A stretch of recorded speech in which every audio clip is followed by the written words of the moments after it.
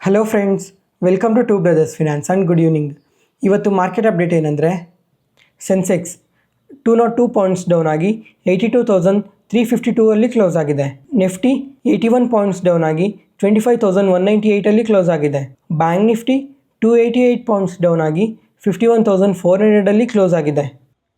ಈ ವಿಡಿಯೋದಲ್ಲಿ ಇವತ್ತು ನಮ್ಮ ಮಾರ್ಕೆಟ್ ಏನಕ್ಕೆ ಫಾಲ್ ಆಯಿತು ಮತ್ತು ಕಮ್ಮಿಂಗ್ ಟೈಮಲ್ಲಿ ಇನ್ನೂ ಏನೇನು ಬಿಗ್ ಇವೆಂಟ್ಸ್ ಇದೆ ಅಂತ ಕಂಪ್ಲೀಟಾಗಿ ಎಕ್ಸ್ಪ್ಲೈನ್ ಮಾಡ್ತೀನಿ.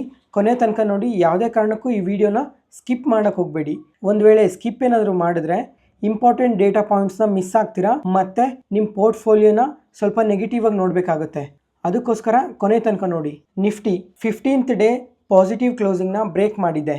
ಇವತ್ತು ನಮ್ಮ ಮಾರ್ಕೆಟ್ ಫಾಲ್ ಆಗಿದ್ದು ಏನಕ್ಕಂದರೆ, ಫಸ್ಟ್ US ಮಾರ್ಕೆಟ್ ಬಗ್ಗೆ ಹೇಳ್ತೀನಿ. ಯಾಕಂದರೆ ನಿನ್ನೆ US ಮಾರ್ಕೆಟ್ ಫಾಲ್ ಆಗಿದ್ದಕ್ಕೆ ಇವತ್ತು ನಮ್ಮ ಮಾರ್ಕೆಟ್ ಫಾಲ್ ಆಗಿರೋದು.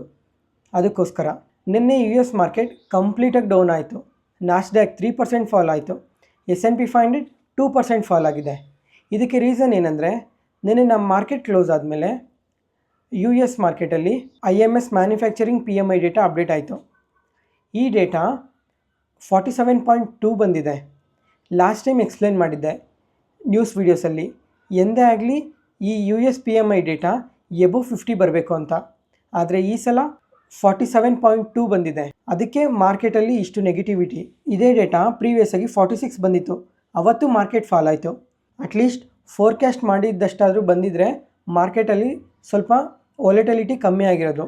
ಫೋರ್ಕ್ಯಾಸ್ಟ್ ಮಾಡಿದ ಡೇಟಾಗಿನ್ನೂ ಕಮ್ಮಿ ಬಂದಿರೋದಕ್ಕೆ ಮಾರ್ಕೆಟಲ್ಲಿ ಇಷ್ಟೊಂದು ಫಾಲ್. ಮತ್ತು ನಿನ್ನೆ US IMS manufacturing pricing data update ಆಯಿತು. ಮ್ಯಾನುಫ್ಯಾಕ್ಚರಿಂಗ್ PMI ಡೇಟಾ ಅಂದರೆ ಒಂದು ಸಿಂಪಲಾಗಿ ಹೇಳ್ತೀನಿ ನೋಡಿ. ಅಂದರೆ ಇವಾಗ ಒಂದು ಪ್ರಾಡಕ್ಟ್ ಅಥವಾ ವಸ್ತುನ ತಯಾರು ಮಾಡೋದಕ್ಕೆ ಬೇಕಾಗಿರೋದು ರಾ ಮೆಟೀರಿಯಲ್ ಮತ್ತು ಎಂಪ್ಲಾಯಿ ಕಾಸ್ಟ್ ಜಾಸ್ತಿ ಆಗ್ತಾಯಿದೆ ಅಂತ ಹೇಳ್ತಾ ಇದ್ದಾರೆ. ಅದಕ್ಕೋಸ್ಕರ ಮಾರ್ಕೆಟಲ್ಲಿ ಫಾಲ್. ಒಂದು ಎಕ್ಸಾಂಪಲ್ ಹೇಳ್ತೀನಿ ನೋಡಿ. ಇವಾಗ ಒಂದು ಪೆನ್ ಇದೆ ಅಂದ್ಕೊಳ್ಳಿ. ಒಂದು ಪೆನ್ 5 ರೂಪೀಸ್ ಇರುತ್ತೆ. ಆ 5 ರೂಪೀಸ್ ಪೆನ್ನು ಲಾಸ್ಟ್ ಮಂತ್ ತೊಗೊಂಡಾಗೂ 5 ರೂಪೀಸೇ ಇರುತ್ತೆ. ಇವಾಗ ಈ ರಾ ಮೆಟೀರಿಯಲ್ ಕಾಸ್ಟು ಮತ್ತು ಎಂಪ್ಲಾಯಿ ಕಾಸ್ಟ್ ಎಲ್ಲ ಇನ್ಕ್ರೀಸ್ ಆಗಿ ಇವಾಗ ಆ ಪೆನ್ ಬಂದು 7 ರೂಪೀಸ್ ಆಗಿದೆ. ಅವಾಗ 2 ರೂಪೀಸ್ ಅನ್ನೋದು ಜಾಸ್ತಿ ಕಟ್ಟಬೇಕಾಗುತ್ತೆ ಪೆನ್ ತೊಗೊಬೇಕು ಅಂದರೆ. ಈ ಥರ ಪ್ರೈಸಸ್ ಏನಾದರೂ ಜಾಸ್ತಿ ಆಗ್ತಾ ಹೋದರೆ ಪ್ರಾಫಿಟಬಿಲಿಟಿ ಕಮ್ಮಿ ಆಗುತ್ತೆ, ಪರ್ಚೇಸಿಂಗ್ ಪವರ್ ಅನ್ನೋದು ಕಮ್ಮಿ ಆಗುತ್ತೆ. ಅದಕ್ಕೋಸ್ಕರ ಮ್ಯಾನುಫ್ಯಾಕ್ಚರಿಂಗ್ ಪ್ರೈಸಿಂಗ್ ಡೇಟಾ ಅನ್ನೋದು ಜಾಸ್ತಿ ಬಂದಿದೆ ಅಲ್ಲ, ಅದಕ್ಕೋಸ್ಕರ ಮಾರ್ಕೆಟ್ ಫಾಲ್ ಆಗಿದೆ. ಅದಕ್ಕೆ ಈ ಟೆನ್ಷನ್ಸಲ್ಲಿ US ಮಾರ್ಕೆಟಲ್ಲಿ ಸೆಲ್ ಆಫ್ ನಡೆದಿದೆ. ಈ ಎರಡು ಡೇಟಾಗೆ ಮಾರ್ಕೆಟ್ ಆಗಲೇ ರಿಯಾಕ್ಟ್ ಆಗೋಗಿದೆ. ರಿಯಾಕ್ಟ್ ಆಗಿ ಫಾಲ್ ಆಗಿದೆ. ಇವಾಗಿಂದ ಇದು ಇಂಪಾರ್ಟೆಂಟ್, ಇದನ್ನು ಕೇಳಿಸ್ಕೊಳ್ಳಿ ಕ್ಲೀನಾಗೆ. ನಾಳೆ September 5th evening US initial jobless claim data update ಆಗುತ್ತೆ. ಇದು ಇಂಪಾರ್ಟೆಂಟ್. ಮತ್ತು 6th ನಾನ್ ಪೇರೋಲ್ ಡೇಟಾ ಅಪ್ಡೇಟ್ ಆಗುತ್ತೆ. ಇದು ಸಹ ಇಂಪಾರ್ಟೆಂಟ್. ಈ ಎರಡು ಡೇಟಾ ಮಾರ್ಕೆಟ್ಗೆ ತುಂಬ ಇಂಪಾರ್ಟೆಂಟ್. ಕ್ಲೀನಾಗೆ ಟ್ರ್ಯಾಕ್ ಮಾಡಿ. ಯಾಕಂದರೆ ಲಾಸ್ಟ್ ಟೈಮ್ ನೆನಪಿದೆ ಅಲ್ಲ, ನಮ್ಮ ಮಾರ್ಕೆಟು ಫಸ್ಟ್ ಟೈಮ್ 25,000 ರೀಚ್ ಆಯಿತು. ರೀಚ್ ಆದಮೇಲೆ 1 or 2 ಡೇಸ್ ಆದಮೇಲೆ US ಮಾರ್ಕೆಟಲ್ಲಿ ಡೇಟಾಸ್ ಎಲ್ಲ ವೀಕಾಗಿ ಬಂದವು. ವೀಕಾಗಿ ಬರ್ತಿದ್ದಂಗೆ ನೆಕ್ಸ್ಟ್ 4 ಡೇಸಲ್ಲಿ 25,000 ಇದ್ದಿದ್ದು ನಮ್ಮ ಮಾರ್ಕೆಟು 24,000ಗೆ ಬಂದಿದೆ. ಅಂದರೆ 3-4 ಡೇಸಲ್ಲೇ 1000 ಪಾಯಿಂಟ್ಸ್ ಕರೆಕ್ಟ್ ಆಗೋಗಿದೆ. ಅದೇ ಥರ ಮತ್ತೆ ರಿಪೀಟ್ ಆಗುತ್ತಾ ಇಲ್ವಾ ಅಂತ ನೋಡ್ಕೊಬೇಕು. ಅದಕ್ಕೋಸ್ಕರ ಈ ಎರಡು ಡೇಟಾ ಇಂಪಾರ್ಟೆಂಟ್. ಪ್ರತಿಯೊಬ್ಬರು ಕ್ಲೀನಾಗಿ ಚೆಕ್ ಮಾಡಿ. ನಮ್ಮ ಇಂಡಿಯನ್ ಮಾರ್ಕೆಟ್ ಬಗ್ಗೆ ನೋಡೋಣ. ಇವತ್ತು ನಿಫ್ಟಿಗೆ ಕಂಪೇರ್ ಮಾಡಿಕೊಂಡ್ರೆ ಮಿಡ್ ಕ್ಯಾಪ್, ಸ್ಮಾಲ್ ಕ್ಯಾಪ್ ಬೆಟರಾಗಿ ಪರ್ಫಾರ್ಮ್ ಮಾಡಿದೆ. ಸೆಕ್ಟರ್ ವೈಸ್ ನೋಡಿಕೊಂಡ್ರೆ IT ಮತ್ತು PSU ಬ್ಯಾಂಕ್ಸಲ್ಲಿ ತುಂಬ ಫಾಲ್ ಆಗಿದೆ. ಮತ್ತು ಇನ್ನೊಂದು, US ಮಾರ್ಕೆಟಲ್ಲಿ ಯಾವುದೇ ಡೇಟಾ ನೆಗೆಟಿವ್ ಆಗಿ ಬಂದರೂ ನಮ್ಮ IT ಸೆಕ್ಟರಲ್ಲಿ ಫಾಲ್ ಇರುತ್ತೆ. ಯಾಕಂದರೆ ಈ ಫೆಡ್ ಚೇರ್ಮನ್ ರೇಟ್ ಕಟ್ ಡಿಸಿಷನ್ಸಲ್ಲಿ IT ಸೆಕ್ಟರ್ ತುಂಬ ಗ್ರೋ ಆಗಿತ್ತು. ಅದಕ್ಕೋಸ್ಕರ ಯಾವುದೇ ಡೇಟಾ ನೆಗೆಟಿವ್ ಆಗಿ ಬಂದರೂ ನಮ್ಮ ಮಾರ್ಕೆಟಲ್ಲಿ IT ಸೆಕ್ಟರ್ ಫಾಲ್ ಆಗುತ್ತೆ. ಮತ್ತು ಇವತ್ತು ಇಂಡಿಯನ್ PMI ಡೇಟಾ ಅಪ್ಡೇಟ್ ಆಗಿದೆ. ಈ ಡೇಟಾ ಪಾಸಿಟಿವ್ ಆಗಿ ಬಂದಿದೆ. ಮತ್ತು ಸೆಬಿ ಚೇರ್ಮನ್ ಮೇಲೆ ಹೊಸ ಅಲಿಗೇಷನ್ ಬಂದಿದೆ. ಇವತ್ತು ಸೆಬಿಯಲ್ಲಿ ವರ್ಕ್ ಮಾಡೋ ಎಂಪ್ಲಾಯಿ ಈ ಸೆಬಿ ಚೇರ್ಮನ್ ಮೇಲೆ ಕಂಪ್ಲೇಂಟ್ ಮಾಡಿದ್ದಾರೆ ಫಿನಾನ್ಸ್ ಮಿನಿಸ್ಟರ್ಗೆ. ಏನಂತ ಅಂದರೆ, ಸೆಬಿ ಚೇರ್ಮನ್ ಜೊತೆ ವರ್ಕ್ ಮಾಡೋದು ತುಂಬ ಕಷ್ಟ ಇದೆ ಮತ್ತು ಇವರು ವರ್ಕ್ ಸ್ಪೇಸಲ್ಲಿ ತುಂಬ ಕೂಗಾಡ್ತಾರೆ, ಬೈತಾರೆ ಅಂತ ಎಲ್ಲ ಅಪ್ಡೇಟ್ ಮಾಡಿದ್ದಾರೆ. ನೋಡಬೇಕು ಈ ಸೆಬಿ ಚೇರ್ಮನ್ ಮೇಲೆ ಇನ್ನೂ ಯಾವ್ಯಾವ ಥರ ಅಲಿಗೇಷನ್ಸ್ ಬರ್ತವೆ. ಯಾಕಂದರೆ ಇದುವರೆಗೂ 4-5 ಅಲಿಗೇಷನ್ಸ್ ಬಂದಿದೆ. ಅದಕ್ಕೋಸ್ಕರ ಯಾವುದೇ ಪಾಯಿಂಟಲ್ಲಿ ನಾನು ಹೇಳೋ ಇನ್ಫಾರ್ಮೇಷನ್ ನಿಮಗೆ ಯೂಸ್ಫುಲ್ ಅನಿಸಿದ್ರೆ ಈ ವಿಡಿಯೋನ ಲೈಕ್ ಮಾಡಿ, ನಿಮ್ಮ ಫ್ರೆಂಡ್ಸ್ ಆ್ಯಂಡ್ ಫ್ಯಾಮಿಲಿ ಮೆಂಬರ್ಸ್ಗೆ ಶೇರ್ ಮಾಡಿ. Market key updates. ಇವತ್ತು ಮಾರ್ನಿಂಗಿಂದನೂ ಪೇಂಟ್ ಸ್ಟಾಕ್ಸಲ್ಲಿ ಪಾಸಿಟಿವ್ ಮೊಮೆಂಟಮ್ ನೋಡ್ತಾ ಇದ್ದೀವಿ. ಇದಕ್ಕೆ ರೀಸನ್ ಏನಂದರೆ ಕ್ರೂಡ್ ಆಯಿಲ್ ಪ್ರೈಸಸ್ ಫಾಲ್ ಆಯಿತು ನಿಯರ್ಲಿ 5%. ಎಂದೇ ಆಗಲಿ ಕ್ರೂಡ್ ಆಯಿಲ್ ಪ್ರೈಸಸ್ ಫಾಲ್ ಆದರೆ ಕ್ರೂಡ್ ಆಯಿಲ್ನ ರಾ ಮೆಟೀರಿಯಲ್ ಆಗಿ ಬಳಸೋ ಕಂಪನೀಸ್ಗೆ ಪಾಸಿಟಿವ್ ಆಗುತ್ತೆ. ಅದರಲ್ಲಿ ಪೇಂಟ್ ಕಂಪನೀಸ್ ಒಂದು. ಏನಕ್ಕಂದರೆ ಪೇಂಟ್ ಮ್ಯಾನುಫ್ಯಾಕ್ಚರಿಂಗಲ್ಲಿ ಕ್ರೂಡ್ನ ರಾ ಮೆಟೀರಿಯಲ್ ಆಗಿ ಬಳಸ್ತಾರೆ. ಲಾಸ್ಟ್ 1 ಇಯರಿಂದ ಈ ಪೇಂಟ್ ಸ್ಟಾಕ್ಸ್ ಏನೂ ಪರ್ಫಾರ್ಮ್ ಮಾಡಿಲ್ಲ. ಏನಕ್ಕಂದರೆ ಸ್ವಲ್ಪ ಡಿಮ್ಯಾಂಡ್ ಕಮ್ಮಿ ಆಗ್ತಾಯಿದೆ, ಕಾಂಪಿಟೇಟಿವ್ ಎಡ್ಜ್ ಜಾಸ್ತಿ ಆಗ್ತಾಯಿದೆ ಮತ್ತು ಹೊಸ ಕಂಪನೀಸ್ ಎಂಟರ್ ಆಗ್ತಾಯಿದೆ. ಅದರಿಂದ ಮಾರ್ಜಿನ್ಸ್ ಡೌನ್ ಆಗಿದೆ. ಸೊ ಅದಕ್ಕೆ ಪೇಂಟ್ ಸ್ಟಾಕ್ಸಲ್ಲಿ ಗ್ರೋತ್ ಇಲ್ಲ. ಮತ್ತು ಇವಾಗ ಏಷ್ಯನ್ ಪೇಂಟ್ ಮ್ಯಾನೇಜ್ಮೆಂಟ್ ಅವರು ಒಂದು ಕಮೆಂಟ್ ಮಾಡಿದ್ದಾರೆ. ಇವಾಗ ಪೇಂಟ್ ಸೆಗ್ಮೆಂಟಲ್ಲಿ ಡಿಮ್ಯಾಂಡ್ ಇಂಪ್ರೂವ್ ಆಗ್ತಾಯಿದೆ ಅಂತ ಹೇಳಿದ್ದಾರೆ. ಯಾಕಂದರೆ ರೂರಲ್ ಸೆಂಟಿಮೆಂಟ್ ಇಂಪ್ರೂವ್ ಆಗ್ತಾಯಿದೆ, ಜೊತೆಗೆ ಮಾನ್ಸೂನ್ಸ್ ಚೆನ್ನಾಗಿದೆ ಮತ್ತು ಇಂಟ್ರೆಸ್ಟ್ ರೇಟ್ ಏನಾದರೂ ಕಟ್ಟಾದರೆ ಈ ಪೇಂಟಿಂಗ್ ಸೆಕ್ಟರಲ್ಲಿ ಒಳ್ಳೆ ಗ್ರೋತ್ ಕಾಣ್ಬೋದು ಅಂತ ಹೇಳ್ತಾ ಇದ್ದಾರೆ. ಮತ್ತು ಗೌರ್ಮೆಂಟ್ ಈ ಇನ್ಫ್ರಾಸ್ಟ್ರಕ್ಚರಲ್ಲಿ ಕ್ಯಾಪೆಕ್ಸ್ ಏನಾದರೂ ಜಾಸ್ತಿ ಮಾಡಿದ್ರೆ ಪೇಂಟ್ ಸೆಕ್ಟರಲ್ಲಿ ಒಳ್ಳೆ ಗ್ರೋತ್ ನೋಡ್ಬೋದು ಅಂತ ಹೇಳಿದ್ದಾರೆ. ಇದನ್ನು ಪ್ರತಿಯೊಬ್ಬರು ಕೇಳಿಸ್ಕೊಳ್ಳಿ, ಯಾಕಂದರೆ ಇದು ನಮ್ಮ ಸುತ್ತಮುತ್ತಲು ಎಲ್ಲ ಹತ್ರನೂ ಇದೇ ಥರನೇ ನಡೀತಾನೇ ಇದೆ. ಇಲ್ಲೊಂದು ಆರ್ಟಿಕಲ್ ನೋಡಿದೆ, ಅದನ್ನು ಎಕ್ಸ್ಪ್ಲೇನ್ ಮಾಡ್ತೀನಿ ನೋಡಿ. ಅಸ್ಸಾಮಲ್ಲಿ 2200 ಕೋಟಿ ಫಿನಾನ್ಷಿಯಲ್ ಸ್ಕ್ಯಾಮ್ ನಡೆದಿದೆ. ಇದನ್ನು ಮಾಡಿದ್ದು ಬರೀ 22 ವರ್ಷದೊಂದು ಹುಡುಗ. ಇವರು ತುಂಬ ಕಂಪನೀಸ್ನ ಎಸ್ಟಾಬ್ಲಿಷ್ ಮಾಡಿ ಫ್ರಾಡ್ನ ಮಾಡ್ತಿದ್ರು. ಅಸ್ಸಾಂ, ಅರುಣಾಚಲ್ ಪ್ರದೇಶ್ ಇಲ್ಲಿ ಜನಗಳ ಹತ್ರ ದುಡ್ಡಿಸ್ಕೊಂಡು 30% ರಿಟರ್ನ್ ಕೊಡ್ತೀವಿ ಬರೀ 60 ಡೇಸಲ್ಲಿ ಅಂತ ಹೇಳಿ ದುಡ್ಡಿಸ್ಕೊಂಡು ಮೋಸ ಮಾಡಿದ್ದಾರೆ. ಈ ನ್ಯೂಸ್ ಎಲ್ಲ ಅಪ್ಡೇಟ್ ಆದಮೇಲೆ ಈ ಹುಡುಗನ್ನ ಪೊಲೀಸ್ ಅರೆಸ್ಟ್ ಮಾಡಿದ್ದಾರೆ. ಅರೆಸ್ಟ್ ಮಾಡಿ ಎನ್ಕ್ವೈರ್ ಮಾಡ್ತಾ ಇದ್ದಾರೆ.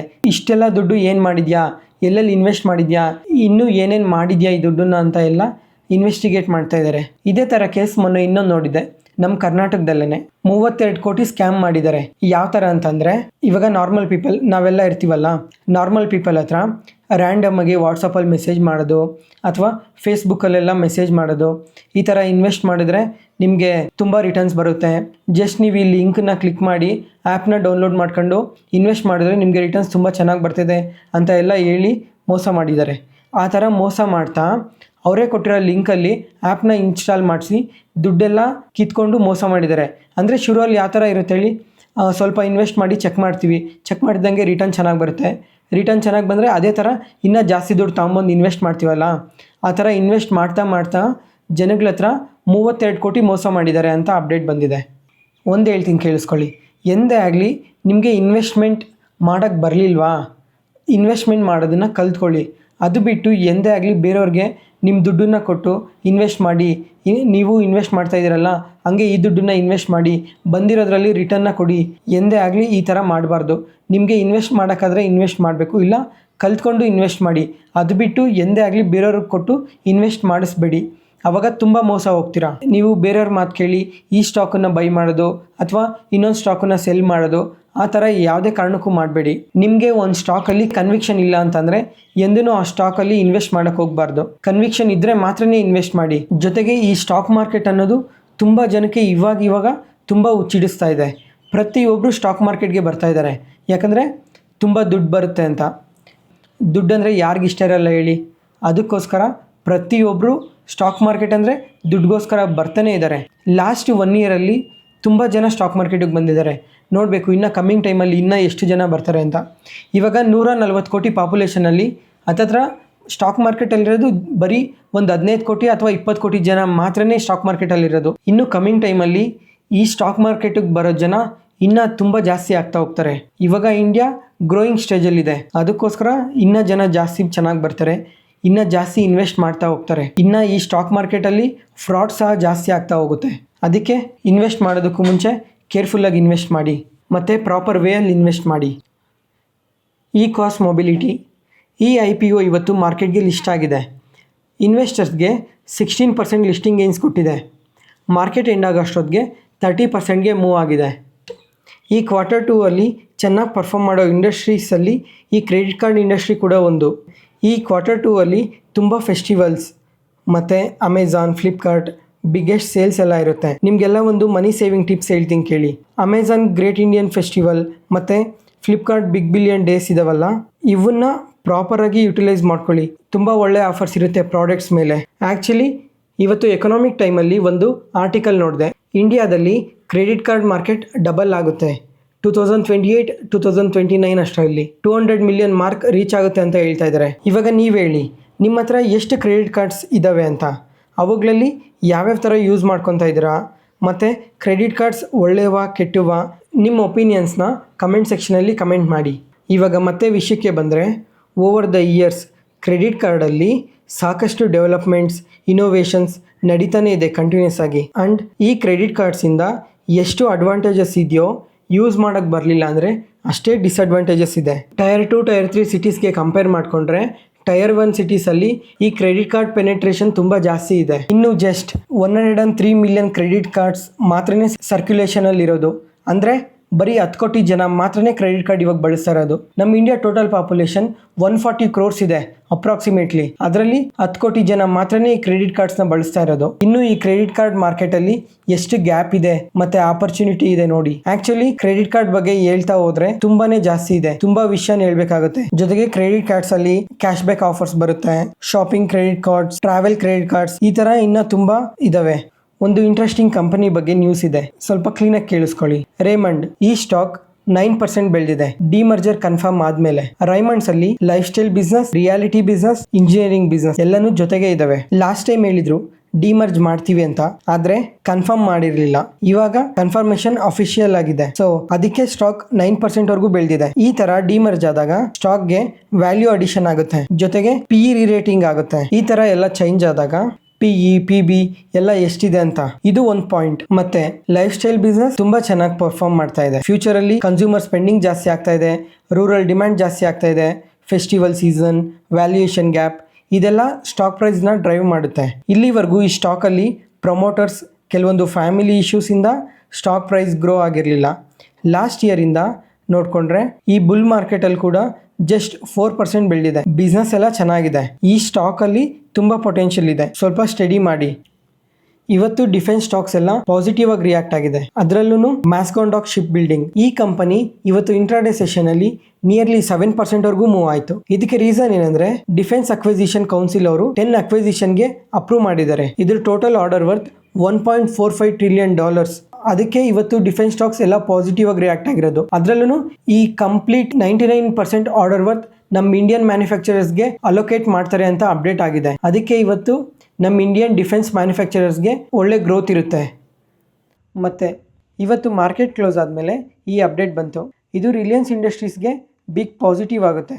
ಯಾಕಂದರೆ ಗೌರ್ಮೆಂಟ್ PLI ಸ್ಕೀಮಲ್ಲಿ EVಸ್ಗೆ ಬ್ಯಾಟ್ರೀಸ್ ಮ್ಯಾನುಫ್ಯಾಕ್ಚರ್ ಮಾಡೋದಕ್ಕೆ ಗೌರ್ಮೆಂಟ್ ಎನ್ಕರೇಜ್ ಮಾಡ್ತಾ ಇದೆ. ಇದರಲ್ಲಿ 10 ಗಿಗಾವಾಟ್ವರೆಗೂ ಮ್ಯಾನುಫ್ಯಾಕ್ಚರ್ ಮಾಡ್ಬೋದು ಅಂತ ಅಪ್ಡೇಟ್ ಮಾಡಿದೆ. ಅದಕ್ಕೋಸ್ಕರ ರಿಲಯನ್ಸ್ಗೆ ಇದು ಪಾಸಿಟಿವ್ ಆಗುತ್ತೆ. ನೋಡಬೇಕು ರಿಲಯನ್ಸ್ ಇಂಡಸ್ಟ್ರೀಸ್ ನಾಳೆ ಮಾರ್ಕೆಟಲ್ಲಿ ಯಾವ ಥರ ರಿಯಾಕ್ಟ್ ಆಗುತ್ತೆ ಅಂತ. ಇವತ್ತಿಗೆ ಅಪ್ಡೇಟ್ ಮುಗೀತು. ಈ ವಿಡಿಯೋ ಇಷ್ಟ ಆದರೆ ಲೈಕ್ ಮಾಡಿ, ಶೇರ್ ಮಾಡಿ, ಸಬ್ಸ್ಕ್ರೈಬ್ ಆಗಿ. Thank you.